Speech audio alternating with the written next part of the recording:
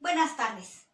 Hoy vamos a ver nuestra tercera sesión del curso de El Poder del Pensamiento Positivo. De todo lo que vamos a hablar hoy, que tiene que ver con las adicciones emocionales, todo esto va dirigido a cómo podemos evitar las adicciones emocionales que nos hacen daño para poder liberar nuestra mente y enfocarla en pensamiento positivo que va a atraer a nuestra vida cosas positivas que finalmente nos van a ayudar a crear nuestra realidad. Quiero decirles que cada vez que tú piensas algo, que piensas en una exnovia, que piensas en tu hijo, que piensas en el coronavirus, hay una cantidad de neuronas que se encienden. Para que te hagas una idea, es como si tú conectaras una serie de foquitos de Navidad al contacto y ¡prum! Se enciende todo tu arbolito de Navidad. Así se enciende en el cerebro una cantidad increíble de millones de neuronas cada vez que tú tienes una imagen o tienes un pensamiento.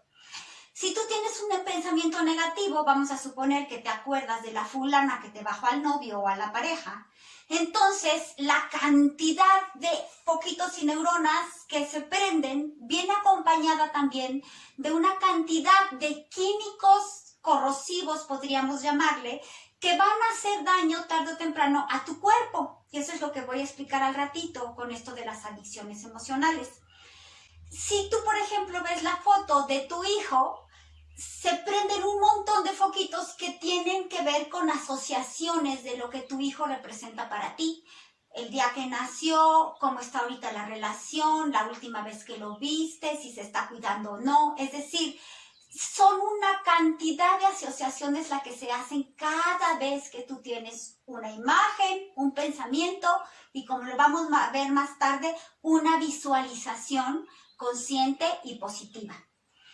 Ahora, el problema de esto es cuando los pensamientos son negativos. Si tú, por ejemplo, tiendes a pensar o te quedas fijada en la última infidelidad que tuviste, entonces cada vez que piensas en eso, se generan muchos químicos que se transmiten de neurona a neurona en esta tormenta cerebral que se despierta. La comunicación entre las neuronas, como lo podemos saber aquí, no solamente es una comunicación de químicos que se transmiten de una neurona a otra, sino es una comunicación eléctrica, y lo que se está viendo también es que se produce una vibración en tu cerebro que se acaba generando en todo tu cuerpo. Los químicos que se generan hacen compuestos dependiendo de cuál es la emoción que tú estás generando.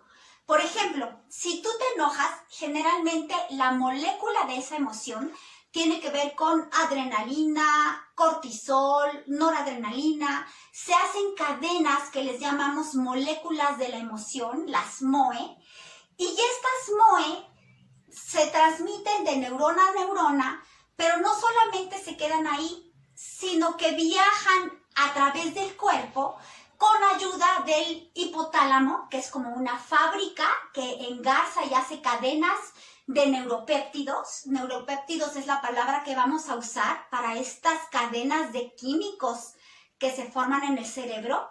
Y a través del hipotálamo y con la ayuda de la pituitaria, estos neuropéptidos y estas cadenas también de hormonas van a viajar por el torrente sanguíneo hasta llegar a las células de tu cuerpo. Es más compleja la explicación de cómo el hipotálamo y la pituitaria tienen función en esto. Me la voy a ahorrar porque no es una clase de neurología. Pero lo que quiero que tú sepas es que al llegar estos neuropéptidos, estas neurohormonas a las células de tu cuerpo, las células de tu cuerpo tienen receptores.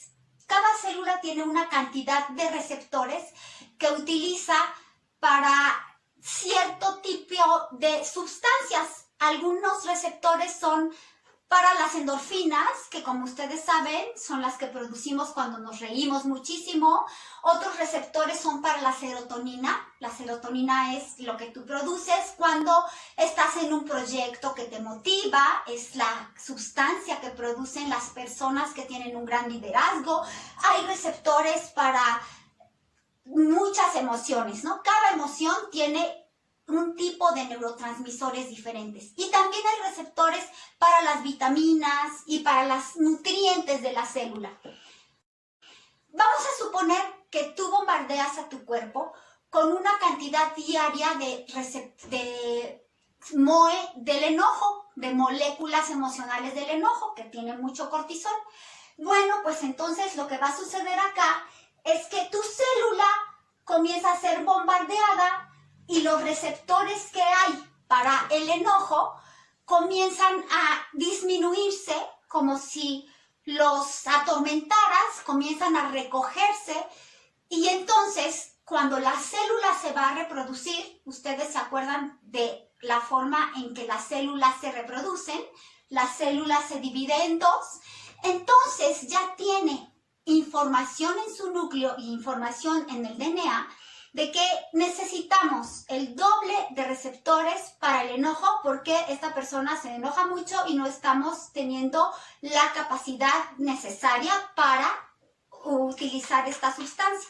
Entonces la célula se divide y lo que sucede es que la nueva célula tiene el doble de receptores para el enojo, pero entonces va a tener menos receptores para otras sustancias químicas, para otros neuropéptidos que podrían ser para la serotonina, para la dopamina que produce placer, para las endorfinas, incluso para las vitaminas.